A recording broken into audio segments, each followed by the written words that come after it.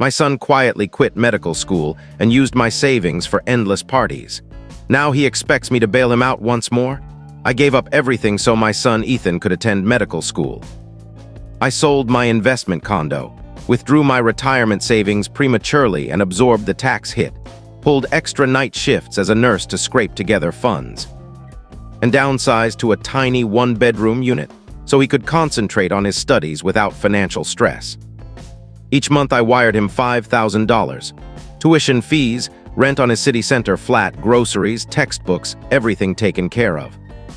He swore he would look after me once he became a physician, called me his inspiration, claimed he studied late into the night, forwarded photos of himself in scrubs, described his clinical rotations and faculty members. I felt immense pride. My boy, the future physician, 3 full years of transfers, $180,000 altogether. Then, about a month ago, I bumped into the mother of his supposed roommate at the supermarket. She commented how wonderful it was that Ethan and her boy were launching their music production venture side by side. What music production venture? What roommate? Ethan had insisted he lived solo to stay focused on academics. She appeared puzzled. Her son had shared a place with Ethan for the entire 3 years. They hosted loud gatherings every weekend and operated a mobile DJ service together. Ethan had left medical school after the very first term. He withdrew following a failed anatomy test. He never breathed a word to me. For 3 long years he had pocketed my transfers, funneled them into gear for his DJ setup, hosted wild events, jetted off to Miami and Las Vegas, enjoying a lavish lifestyle, while I survived on basic meals to cover his non-existent tuition. I contacted the medical school directly. They verified he had formally withdrawn back in 2021. The records office mentioned multiple notifications had been mailed to his permanent residence, my home address. Ethan had been secretly collecting and destroying those letters. That same evening I drove straight to the address he actually occupied, not the modest studio apartment I had funded. It was a high-end loft I had never even heard about. Audio gear stacked everywhere. A full professional DJ console, soundproof vocal booth, 3 unfamiliar housemates I had never met. Ethan stood in the main area adjusting beats. When he noticed me, he showed no shock whatsoever. Only irritation that I had arrived without warning. I confronted him about medical school. He gave a casual shrug, explained it simply wasn't his path. Memorizing endless facts felt pointless. Too restrictive. He had discovered his true passion lay in music production. He had cultivated an audience, established industry contacts. Now he identified as a creative professional. I brought up the $180,000. He called it seed funding for his destiny.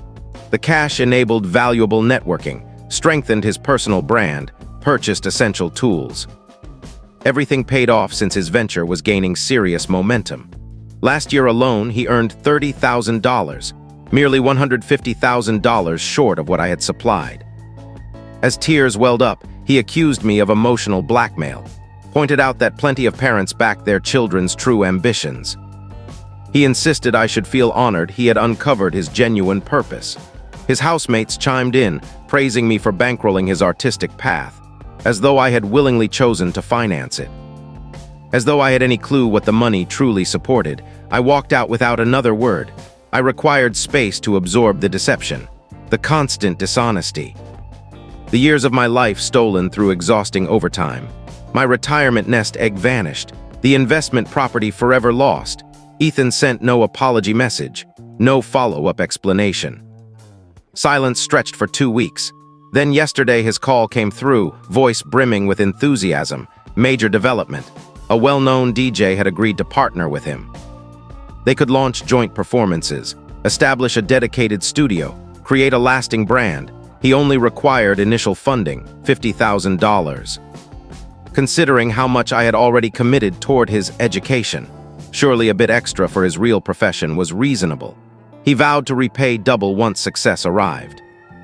The same promise he once made about becoming a doctor. I replied I would consider it. He pressed that time was critical. The DJ was evaluating other investors. This represented his breakthrough moment, our shared opportunity. We functioned as partners. I had become his investor, far beyond merely his parent. None of this would have materialized without my support, which held truth. Without my funds, he would have needed employment rather than maintaining the pretense of medical training. I requested he visit my small apartment so we could negotiate conditions. He arrived driving a leased Tesla. He explained it projected the right professional appearance, essential for branding. He carried prepared agreements, everything mapped out in detail. I would function as a passive investor. Promised 15% returns, my identity omitted from paperwork to simplify taxation issues. Yet complete trust in him was assumed. I allowed him to deliver the full presentation, observed him display financial charts, highlight social media metrics, play his newest mixes. For a solid hour, he described his grand plan, his natural ability, his inevitable success, how the cosmos was repaying my unwavering belief. Then I passed him a plain envelope. The envelope contained 3 items: a formal cease and desist notice on attorney stationery, a detailed ledger tracking every transfer I had sent across 3 years, complete with dates and sums, a small claims filing seeking the highest amount permitted under state law. Ethan removed each document slowly. The assured grin he wore gradually disappeared as he read the opening page. Then the next, a faint tremor appeared in his fingers when he reached the court document. He lifted his gaze, bewilderment overtaking the arrogant demeanor he had maintained all evening. His lips parted, yet silence followed. I observed the moment he grasped that I refused to remain an easy mark, that I had taken concrete steps rather than dissolving into tears and compliance as usual. Ethan placed the papers aside and emitted a strained, uneasy chuckle. He dismissed the legal documents as meaningless, claimed a parent could never successfully sue their own child. His tone now carried sharpness, far removed from the polished presentation earlier. I explained that my lawyer had clarified, deceit remains deceit regardless of familial ties. Blood relations offer no legal shield. I possessed 3 years' worth of meticulously preserved falsehoods.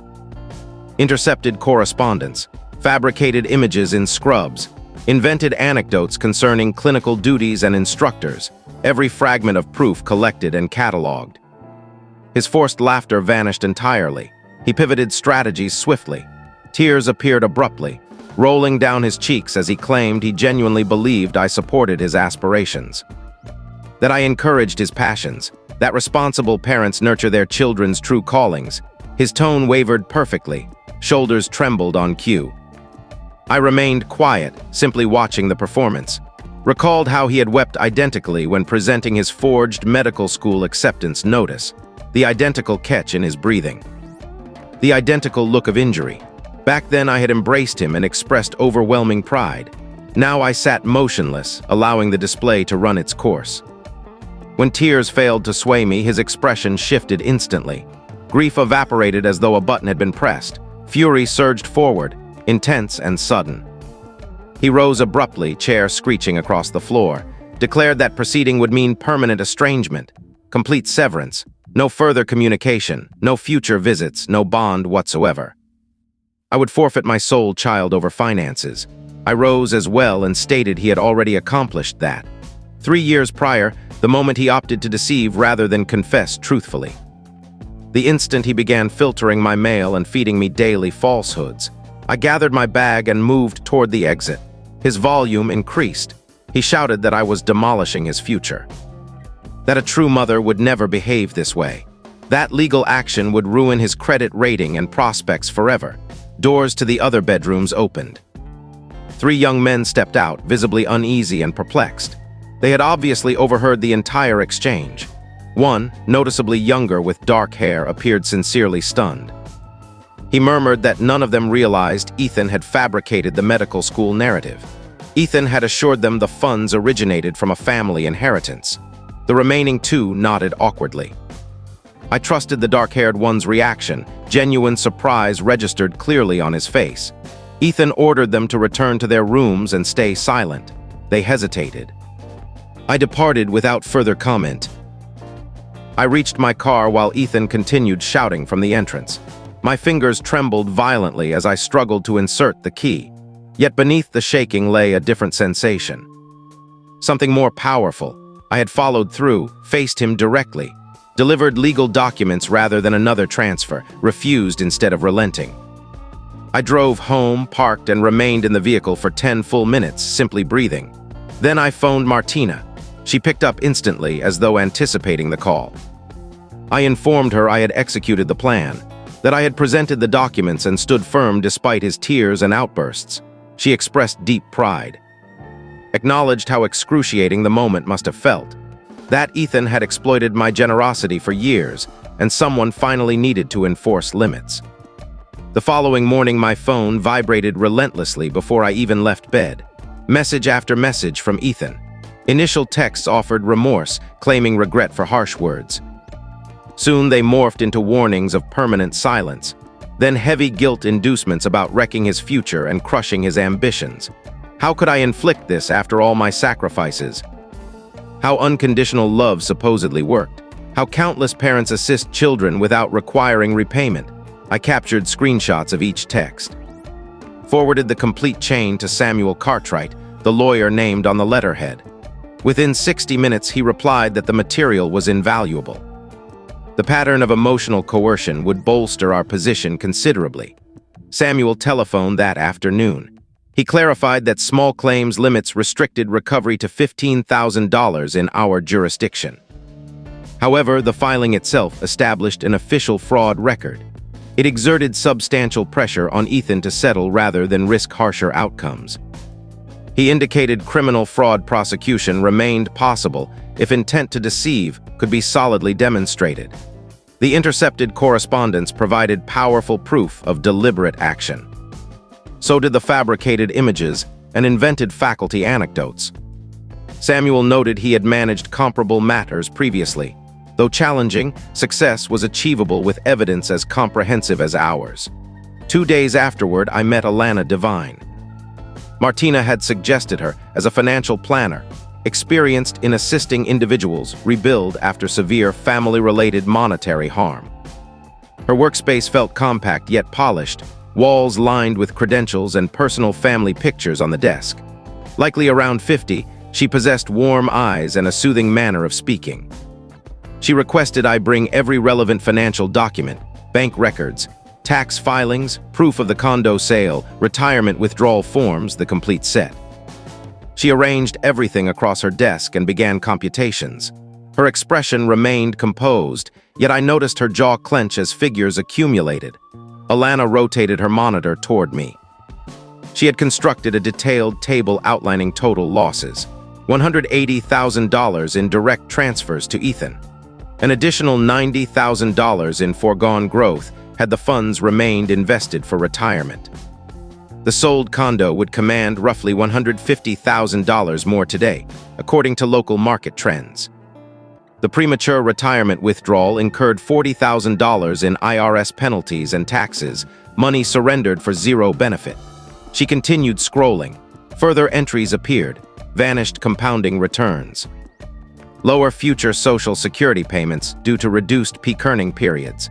The physical and emotional toll of relentless overtime shifts that eroded my well-being and caused chronic fatigue.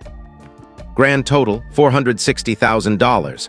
Alana reversed the screen, ran several more formulas. She printed a concise overview and passed it across. The figures appeared even starker in black and white. I would need to remain employed approximately 10 additional years beyond my original plan.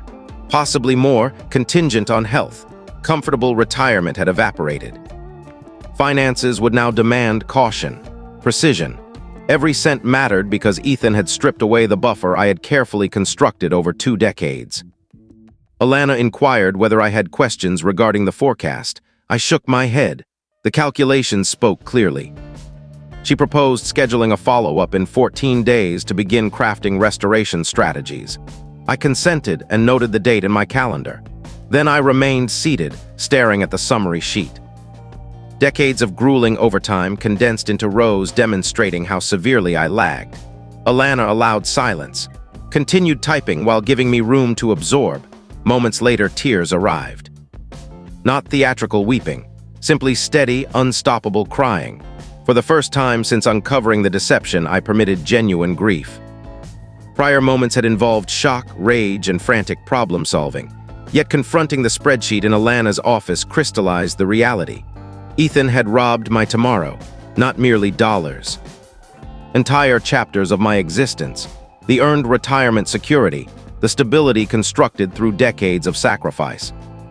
Alana quietly retrieved a tissue box from her drawer and placed it beside me without comment. I accepted several and attempted composure. She waited patiently until the flow subsided before speaking again. She described available support systems for individuals recovering from familial financial deceit, peer groups, legal assistance networks, specialized financial recovery counseling tailored to survivors of precisely this betrayal. From her tone, I understood I was far from the first parent she had guided through similar devastation. Others had occupied the identical chair, weeping over parallel wounds. The realization should have comforted me. Instead, it deepened the sorrow. How widespread was this among parents? 3 days afterward, Samuel phoned during my shift. I stepped into the staff lounge to accept. He reported that Ethan's housemate Joshua had contacted him indirectly through a shared acquaintance. Joshua wished to speak directly with me. Samuel explained Joshua experienced remorse for unknowingly benefiting from funds obtained dishonestly. He possessed potentially valuable material for the case. Accounting records from their joint venture, proof detailing Ethan's expenditures. Samuel inquired whether I agreed to meet Joshua. I accepted without hesitation. Any additional substantiation strengthened our leverage. Samuel supplied Joshua's contact information and requested notification following the discussion. I telephoned Joshua later that day. He proposed a nearby campus area cafe the following afternoon. His voice trembled noticeably. Youthful, he apologized repeatedly during our brief exchange. I reassured him it was acceptable and confirmed the appointment. The cafe bustled with activity when I arrived. Students occupied nearly every table, laptops open, textbooks spread wide. Joshua had sent a self-description, allowing me to identify him quickly. Tall figure with dark hair seated alone in the corner. A thick folder rested before him. He repeatedly checked the entrance. I approached and introduced myself. He rose so rapidly he nearly spilled his drink. We shook hands and sat. Joshua appeared deeply distressed. Apologies poured out before I even settled. He insisted he had zero awareness the money originated from me. Ethan had claimed it stemmed from family inheritance. Had he known the actual source, he would never have participated. I found his distress credible. The shock registered authentically. He slid the folder forward. Inside lay neatly printed financial documentation, account statements, purchase receipts, expense breakdowns, materials meticulously tabbed and labeled. Joshua had invested genuine effort organizing everything. He guided me through each section methodically. Demonstrated precisely how my transfers had been allocated. $120,000 allocated toward audio gear across 3 years. High-end turntables, amplifiers, mixing desks, stage lighting rigs, editing programs, studio-grade microphones. All premium because Ethan argued only top-tier equipment allowed genuine competition. Another $40,000 covered the upscale loft lease and Tesla payments. Joshua explained Ethan persuaded him that projecting affluence attracted superior bookings. Appearance mattered greatly in entertainment circles. The final $20,000 vanished into travel. Festivals in various cities. Networking excursions that functioned primarily as leisure getaways. Miami, Las Vegas, Austin, Los Angeles. Ethan labeled them strategic investments, yet Joshua conceded the majority involved celebration and casual business card distribution. I inquired about actual revenue generated by the venture. He grew visibly uneasy. Roughly $30,000 earned total over 3 years. Most bookings consisted of modest house parties and campus functions that scarcely offset costs. The touted celebrity DJ collaboration amounted to sporadic email correspondence with a regionally known artist possessing limited reach. No national tour, no label contract. Merely someone who occasionally replied to Ethan's outreach. Joshua admitted Ethan habitually inflated minor contacts into blockbuster opportunities. Convinced others his breakthrough hovered perpetually on the horizon, I asked why he remained in business with Ethan so long. Joshua replied that Ethan possessed natural charisma, radiated certainty. Inspired belief in his vision despite unfavorable numbers. However, learning the true origin of their startup capital shattered his willingness to continue. He had already initiated partnership dissolution. He volunteered to provide courtroom testimony if necessary, stated he wished to rectify matters however possible. I copied the entire set of records. Thanked him sincerely for his candor. He apologized once more as I departed. I proceeded directly to Samuel's office. Samuel arranged the materials methodically across his desk and scrutinized every page. Posed detailed questions concerning individual transactions, jotted observations on a legal tablet. After half an hour, he leaned back, smiling. This altered the landscape dramatically. We could now conclusively demonstrate deliberate deception and follow the precise flow of funds.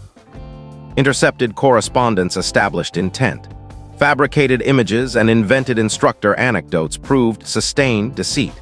Yet Joshua's documentation revealed the concrete misappropriation.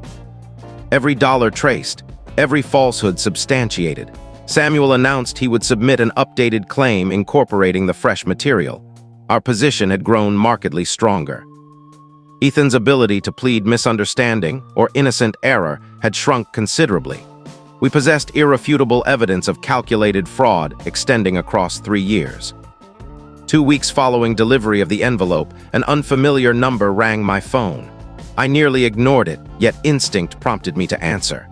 A male voice inquired whether he had reached Ethan's mother. I confirmed. He introduced himself as Ethan's father, my former husband. 15 years had passed without contact, not since the divorce when Ethan was 8. He had relocated far away. Formed a new household, provided child support payments but initiated no calls, no visits. Now abruptly he sought my version of events. Ethan had approached him requesting funds. He desired full context before responding. I recounted the entire sequence. The fabricated medical education, 3 years of continuous transfers, the music production enterprise, the upscale loft and leased Tesla, the vanished $180,000, the legal notices already served, the mounting evidence collection. Ethan's father listened silently throughout. When I concluded, extended quiet followed. Then he confessed Ethan had attempted a similar ruse against him 5 years earlier. Ethan requested $10,000 supposedly for an international summer medical internship. The father wired the amount. Half a year later, social media posts revealed Ethan had instead financed a vacation to Ibiza with companions. No internship existed, merely another fabrication to fund leisure. I informed him I would consider his assistance and ended the call, emotions swirling. 15 years of absence, yet now he offered help because Ethan targeted him with the identical ploy. The offered $5,000 would offset a portion of Samuel's fees. Accepting assistance from him carried emotional complexity. When I updated Martina, she urged acceptance. She pointed out that Ethan's father bore some responsibility for failing to alert me to his son's established pattern of monetary dishonesty. His silence permitted 3 years of exploitation. The $5,000 represented minimal amends. I telephoned him the following day and accepted. Funds arrived within hours, accompanied by a short email expressing regret for remaining silent earlier. Samuel contacted me 2 days afterward with developments. He had transmitted our complete evidence package, including Joshua's financial documentation, and offered to testify to Ethan's attorney. Within 24 hours, Ethan's counsel reviewed the material and requested mediation discussions rather than litigation. Samuel interpreted this as indication of a weak defense. The intercepted mail demonstrated clear intent. Joshua's records traced funds directly to lifestyle and recreational purchases. Court proceedings would expose Ethan unfavorably and invite potential criminal prosecution alongside civil remedies. Mediation signaled desire for swift, discreet resolution before exposure worsened. I asked what mediation realistically achieved. Samuel outlined the practical landscape. Trials consumed months or years, incurred substantial attorney costs, and offered no assured recovery. Mediation proceeded more rapidly, less expensively, and granted us negotiating power to secure actual repayment. With our evidence, we could demand meaningful terms. including formal acknowledgement of wrongdoing and structured restitution. Full recovery remained unlikely, yet the outcome would surpass walking away entirely while creating enforceable legal accountability. Though part of me yearned to force Ethan before a judge, I consented to mediation. Samuel arranged the session 3 weeks later, allowing preparation time for our proposed terms. Martina assisted in compiling my desired outcomes. Beyond repayment, I sought formal recognition and lasting accountability. I wanted written admission that Ethan obtained funds through sustained deception, a multi-year repayment schedule ensuring prolonged awareness of consequences, immediate liquidation of high-value music equipment to demonstrate sincerity via upfront payment. Samuel evaluated the requests and deemed most achievable given our evidentiary strength. Prior to mediation, I recognized the necessity of emotional processing beyond legal and monetary dimensions. Martina referred me to therapist Charlotte Barker, who specialized in familial trauma and financial exploitation recovery. I secured an appointment the following week. Charlotte's practice occupied a serene building close to my hospital. The waiting area featured plush seating and tranquil wall art. Younger than anticipated, she possessed gentle eyes and straightforward communication that immediately eased tension. She invited me to describe what prompted the visit. I detailed the complete Ethan saga, the fabricated medical training, 3 years of transfers, luxury accommodations, and music venture, the ongoing legal effort. Charlotte listened attentively, jotting notes on a legal pad without interruption. Upon completion, she inquired which aspect inflicted the deepest pain. I began mentioning finances, yet paused, realizing money constituted only part. The monetary damage stung profoundly, yet betrayal sliced far deeper. For 3 years, Ethan had met my gaze and spoken untruths, sent doctored images, invented elaborate tales about faculty and clinical duties, referred to me as his champion while diverting my retirement savings toward entertainment and travel. Charlotte affirmed that Ethan's conduct transcended simple theft. It constituted a fundamental breach of parent-child trust. She noted my mourning for the imagined relationship with Ethan held equal legitimacy to financial outrage. I grieved dual losses simultaneously. The hard-earned retirement stability constructed over decades and the child I believed I had raised, who never truly existed.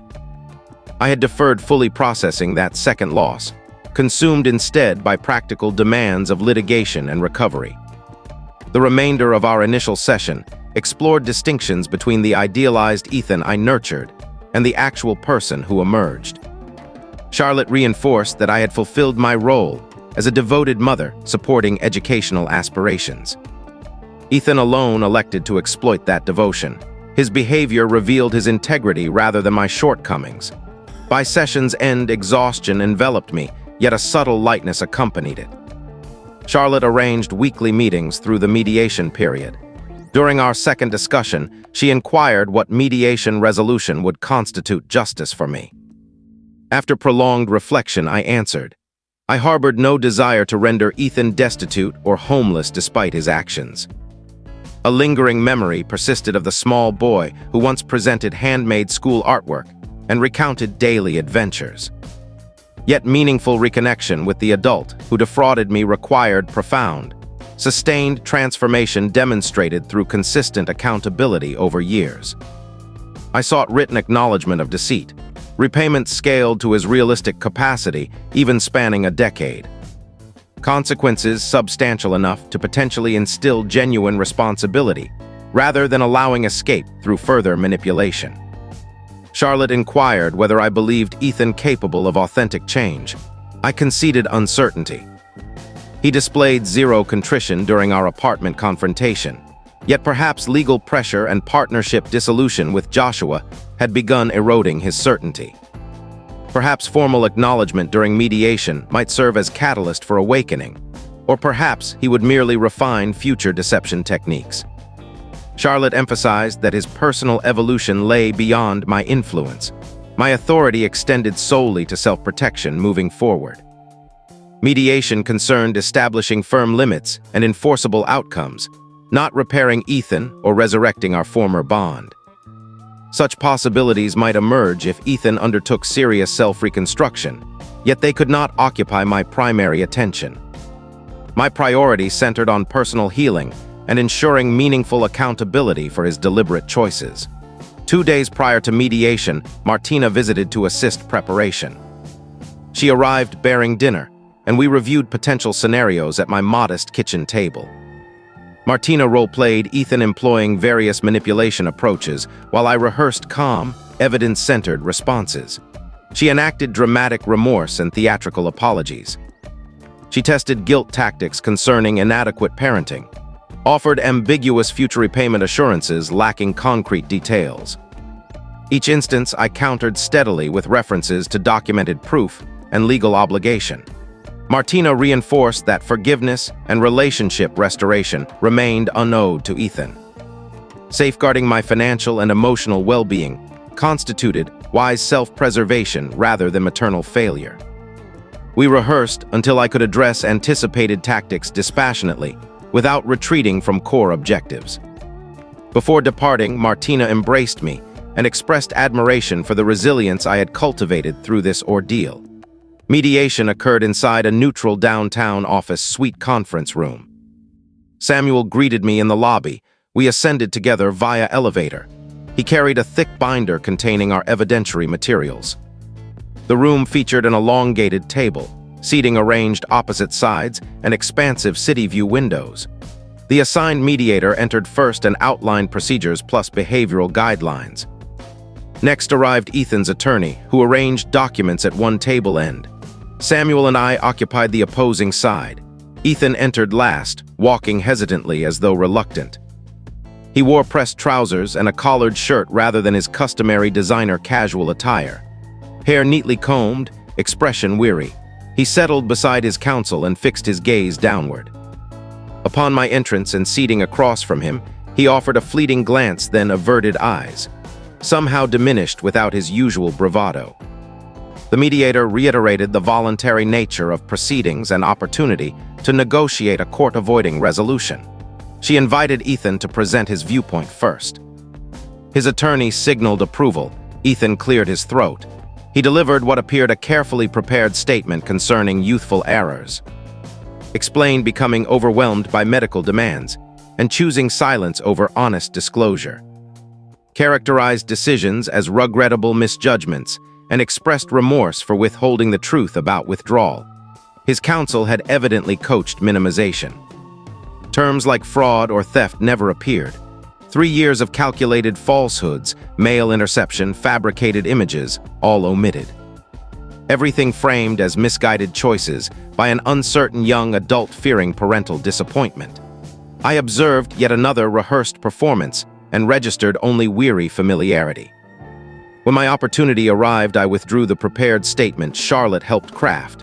Slight tremor affected my hands as I unfolded pages, yet my voice remained even. I described enduring back-to-back nursing shifts while physical pain intensified and legs swelled. Described subsisting on simple staple meals to afford $5,000 monthly transfers.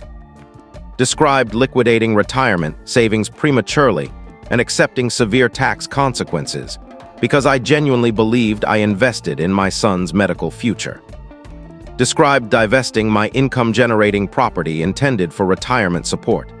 Described 3 years of sustained deception via intercepted mail, doctored images, invented clinical narratives.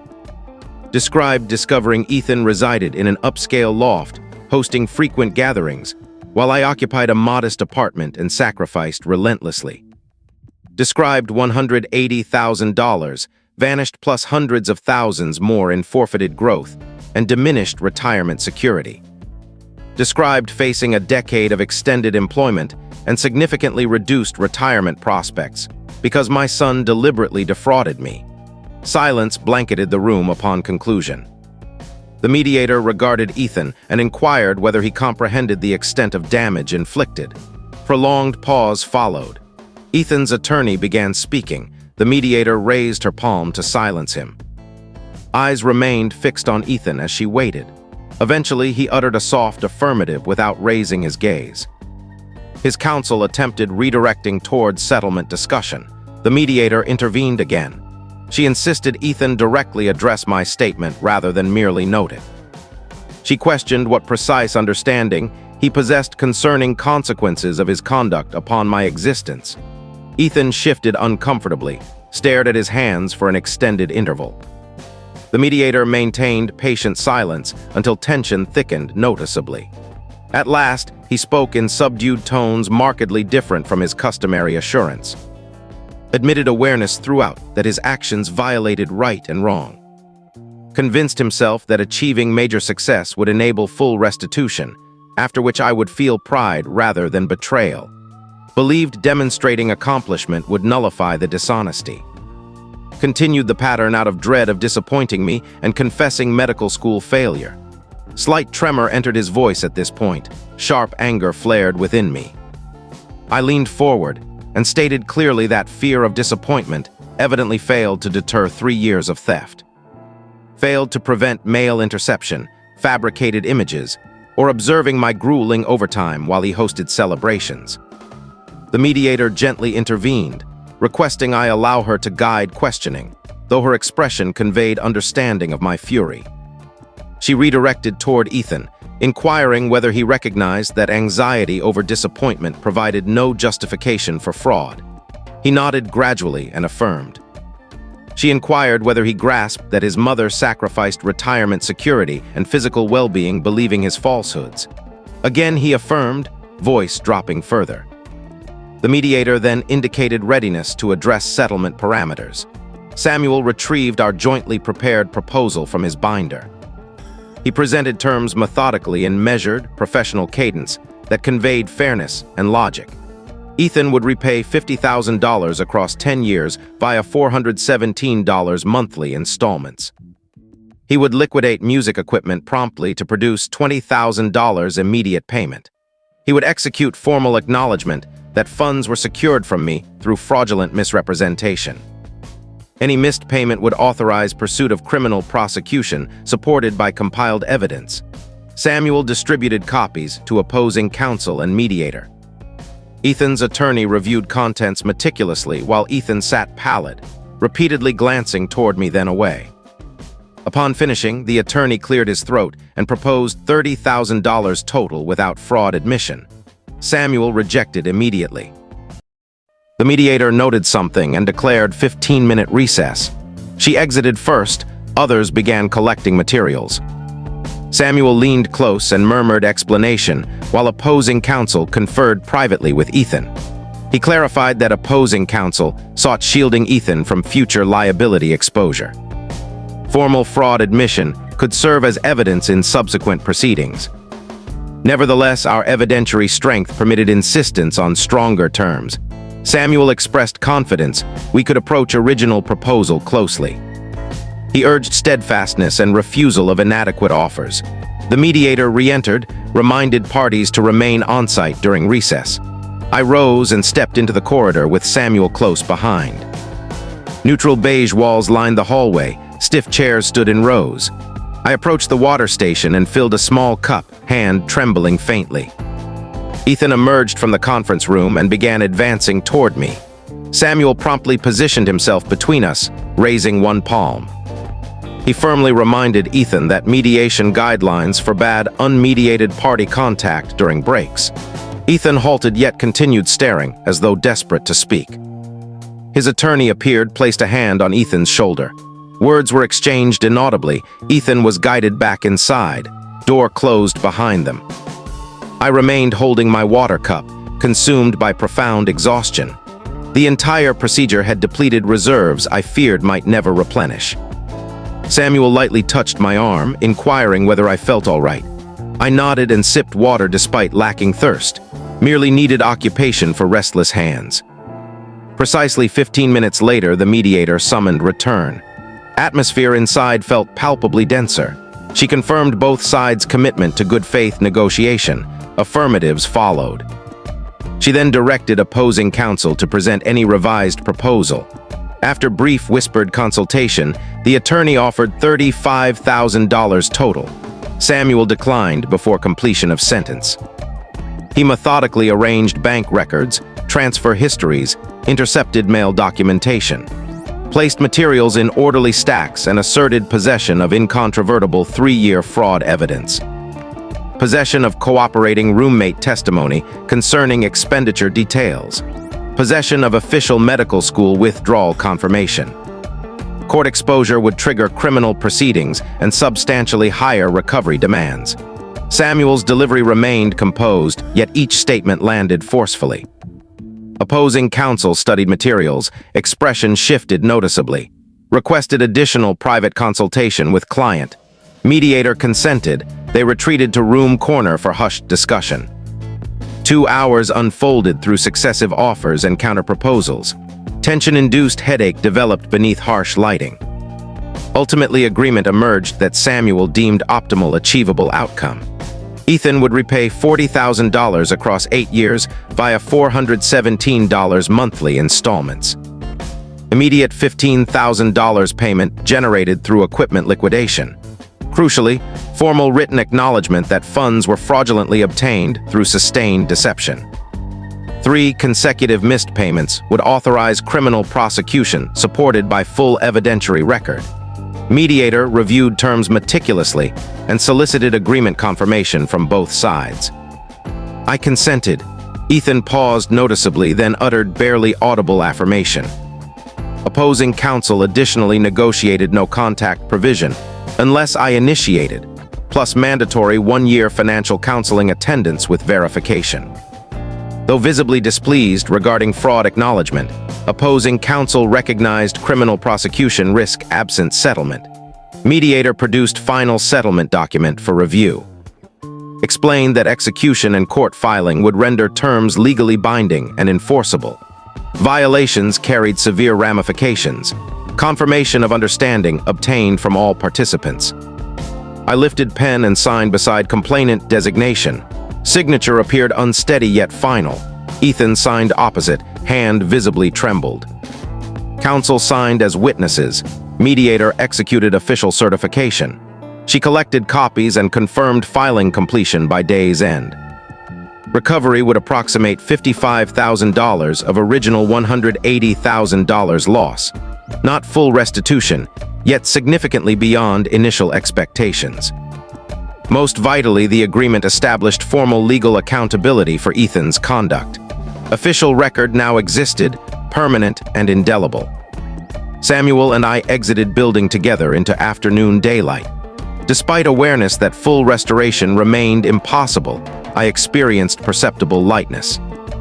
Uncertainty's burden had lifted, supplanted by tangible resolution. Samuel characterized outcome as notably favorable considering notorious difficulty prosecuting intrafamily fraud matters. Numerous parents recovered nothing whatsoever. Structured repayment ensured Ethan confronted consequences monthly across 8 years. Oblivion or denial became impossible. Samuel shook my hand warmly, promised transmission of filed copies within 1 week. I expressed gratitude for his guidance and walked to my vehicle alone. 2 weeks afterward, bank notification appeared, $15,000 deposit annotated with equipment sale reference. Heart rate surged momentarily. Part of me had doubted follow-through. Immediately, I redirected funds into freshly established retirement account at separate institution. Ethan possessed zero awareness or access. Account belonged solely to me, shielded through measures absent previously. I informed Alana of deposit. She offered congratulations and proposed meeting to establish automated payroll contributions. Appointment scheduled for following week. She assisted construction of practical long-term rebuilding blueprints spanning 20 years. Figures retained daunting aspects yet appeared attainable rather than insurmountable. First $417 installment arrived precisely on scheduled date. I regarded transaction on phone screen, experiencing tangled relief mingled with melancholy. Relief that Ethan honored agreement. Melancholy that parent-child connection had reduced to monthly restitution reminder of profound loss. I telephoned Charlotte to report development. She inquired about emotional response. I admitted uncertainty. She normalized reaction. Certain wounds cut too deeply for complete healing. Certain relationships fracture permanently regardless of duration. Central achievement lay in self-protection and forward momentum. Ethan's decisions belonged to him alone. Repair or transformation exceeded my capacity. My role centered on reconstructing what he dismantled and preventing future harm. I reduced hospital overtime to single additional shift weekly rather than previous double load. Body required recovery after prolonged overexertion. Supplemental income persisted, yet genuine rest occurred on off days. 2 weeks post-settlement, I met Alana. She displayed updated projections across desk. Demonstrated how Ethan's installments combined with base nursing salary, and disciplined budgeting permitted retirement at 70 rather than 75. 5 years earlier than initial devastating forecast delivered in her office. Figures conveyed possibility rather than despair. Relief edged near as I examined charts. Following week, Martina telephoned, suggesting renewed exploration of rental property opportunities. Noted incoming settlement funds created opening to contemplate rebuilding previously sacrificed asset class. I acknowledged unreadiness to purchase, yet recognized idea no longer triggered despair. Began browsing listings during hospital lunch periods. Modest condominiums and townhomes capable of generating lease income. This occasion emphasis rested on complete separation and security. No individual would possess access to these holdings. Existence itself would remain undisclosed until documents finalized and ownership secured. 3 months following mediation conclusion, Samuel forwarded correspondence originating from Ethan. Explained Ethan submitted via appropriate legal avenues per agreement terms. I opened slowly. Handwriting appeared unchanged. Ethan stated commencement of conventional employment for first time ever. Completion of mandated financial counseling requirement. Recognition now of comprehensive loss inflicted, not solely monetary but years of existence and capacity for trust. No request for contact or meeting occurred, merely expressed hope that eventual forgiveness might materialize. Correspondence carried appearance of sincerity, yet previous trust in his sincerity had proven misplaced. I examined text thrice, searching for manipulation or evasion. Predominantly accountability and remorse surfaced. Filed letter alongside remaining legal materials. Issued no reply. During subsequent Charlotte session, I discussed correspondence. She inquired about internal response to outreach attempt. I conceded ambivalence. Portion desired hearing content. Portion recognized probable emptiness. Charlotte assisted processing self-directed anger concerning overlooked warning signals.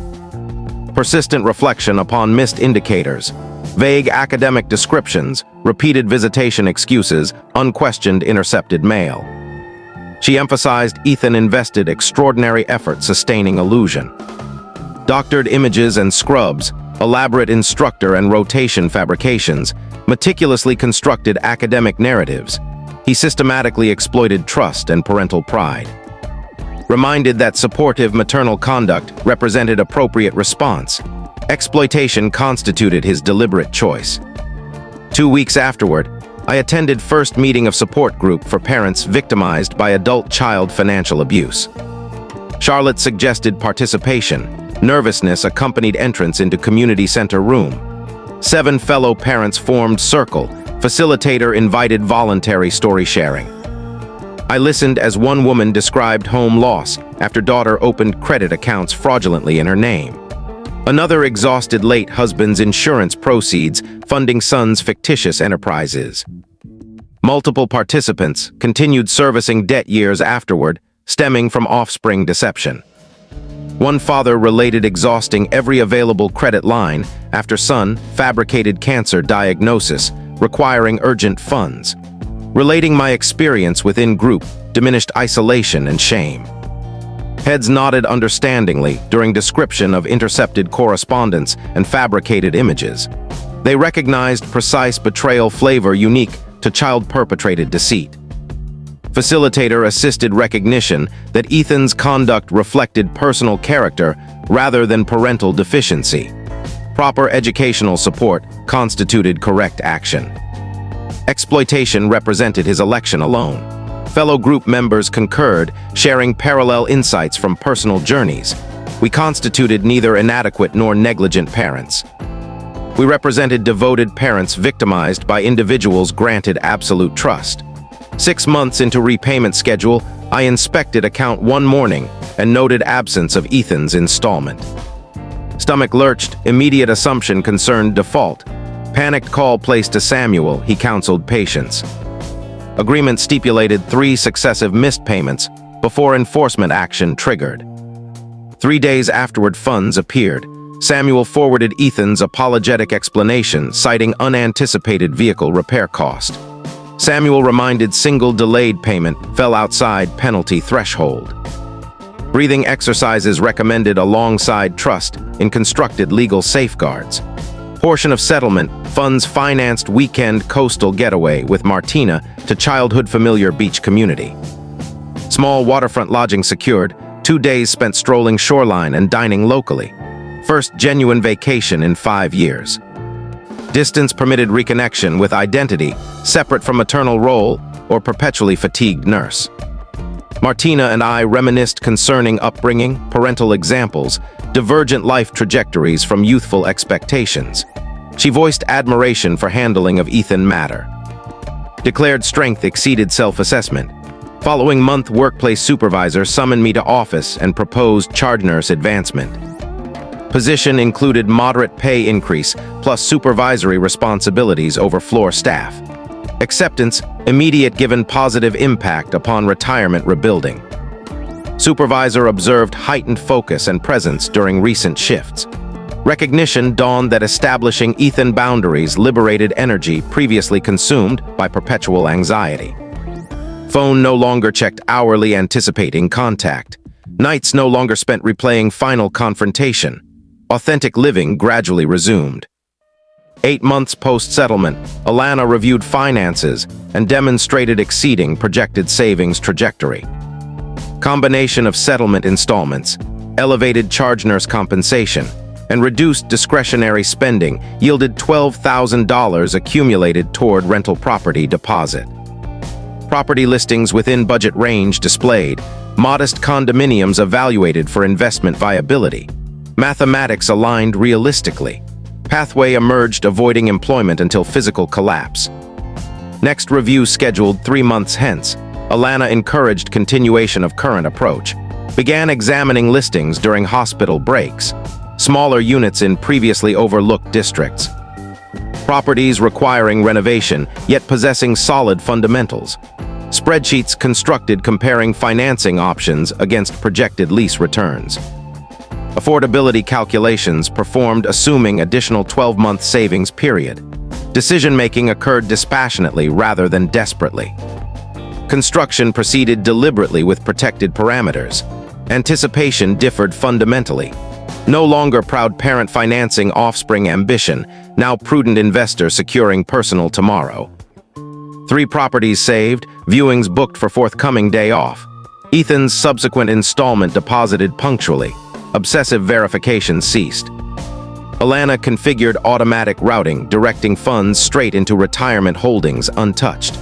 Mental reclassification occurred, restitution obligation rather than filial contribution. Distinction proved helpful, support or assistance absent. Repayment of stolen resources occurred. Certain months verification overlooked entirely, progress manifested. One morning email arrived from Joshua. Subject referenced fresh starts. Content described launch of alternative entertainment enterprise alongside ethically aligned collaborators. Corporate functions and wedding bookings proceeded successfully. Reliable professional income. Repeated gratitude for exclusion from legal action against Ethan. Acknowledged valuable lesson concerning source verification and partnership vetting. Office photograph attached, modest yet legitimate. Brief congratulatory reply sent, thread deleted. His personal growth fell outside my responsibility. Charlotte inquired during following session whether appointment frequency reduction felt appropriate. Weekly therapeutic support had processed acute anger and sorrow phases. Reflection revealed previous near-constant Ethan preoccupation. Presently entire days passed without thought of him. Mental resources redirected toward occupation and personal financial reconstruction rather than repetitive betrayal review. Bi-weekly sessions proposed. Charlotte affirmed healthy advancement. Next appointment scheduled accordingly. Saturday morning, Martina telephoned reporting particularly promising condominium discovery. Drove together to university-adjacent district. Structure displayed deferred maintenance. Unit contained dated fixtures. Location ideal for student tenancy. Pricing reflected condition. Joint walkthrough completed while notes taken. Martina identified easily addressable issues versus major expenditure items. Mental arithmetic performed. 6 additional months of disciplined savings would enable down payment while preserving emergency reserves. Standing within worn kitchen space, capability rather than desperation prevailed. No longer individual who liquidated assets for falsehoods. Now person reconstructing intentionally with accumulated wisdom. 2 years post-mediation, Samuel forwarded correspondence. Ethan submitted through proper legal protocols per agreement stipulations. Opened carefully. Familiar handwriting observed.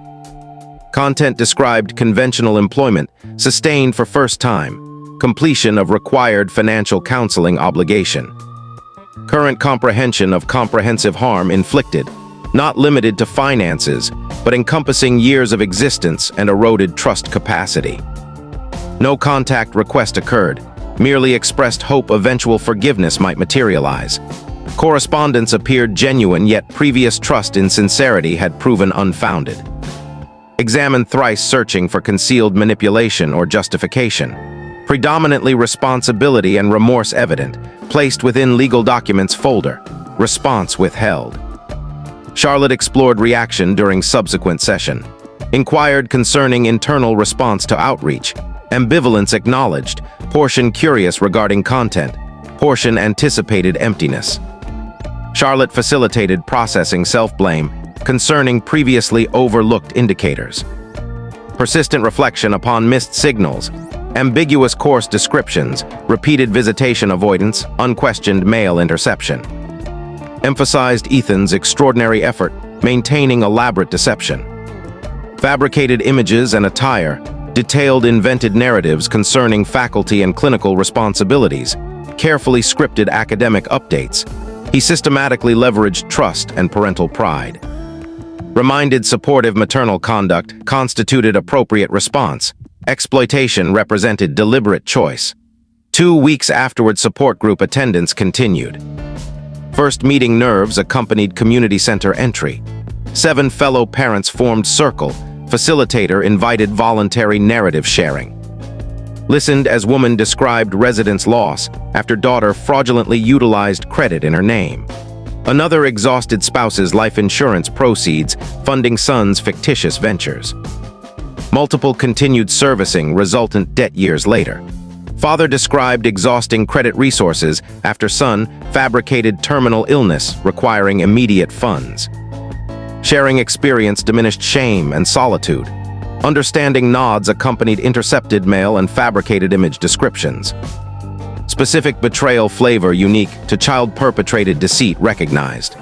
Facilitator assisted recognition that Ethan's conduct reflected personal character rather than parental shortcoming. Appropriate educational support constituted correct action.